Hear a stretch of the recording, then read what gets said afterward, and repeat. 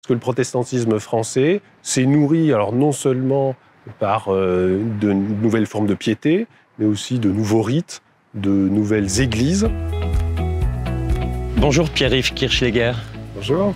Vous êtes maître de conférences, habilité aux recherches, dirigé des recherches doctorales à l'Université de Montpellier 3. Oui. Vous venez de faire paraître La matrice étrangère du protestantisme au XIXe siècle. Quelle est votre thèse?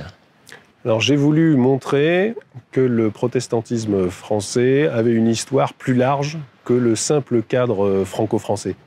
Donc c'est ce qu'on appelle aujourd'hui un peu une histoire transnationale ou une histoire européenne du protestantisme français, pour montrer comment il s'était nourri d'apports étrangers extrêmement importants.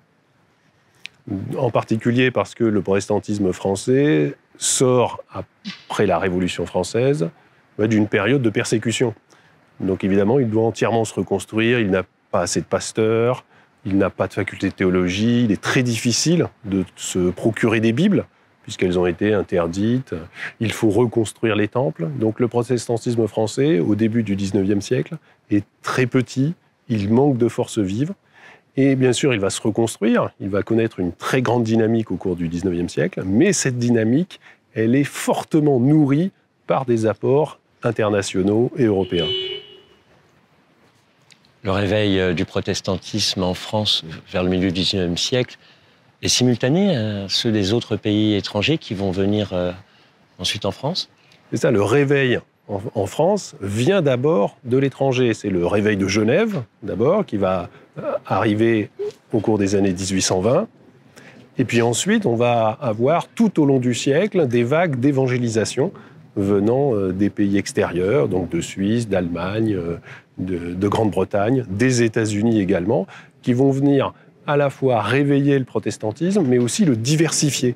Et ça, c'est aussi un élément tout à fait nouveau, puisque le protestantisme français jusque-là était luthérien et réformé, essentiellement réformé, luthérien surtout dans la partie alsacienne, mais essentiellement réformé et luthérien.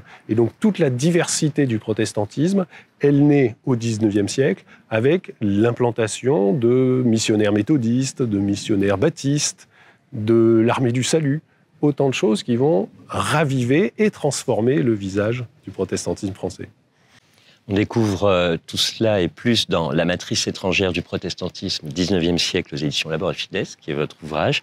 Pour donner un petit exemple et donner envie de parcourir le livre, de le dévorer peut-être même, les Bibles de mariage, le sapin de Noël, les cantiques sont d'origine étrangère? Voilà, tout ça, ce sont des pratiques qui nous sont venues de l'extérieur, parce que le protestantisme français s'est nourri, alors non seulement par de nouvelles formes de piété, mais aussi de nouveaux rites, de nouvelles églises, et puis aussi il s'est nourri d'une très forte immigration étrangère. Et donc ce sont tous ces apports très nombreux que j'ai voulu mettre en valeur à travers cette histoire. Merci Pierre-Yves Kirchleger de nous avoir accordé quelques instants, d'avoir quitté votre table de signature au Festival protestant du livre. Merci beaucoup. Merci à vous.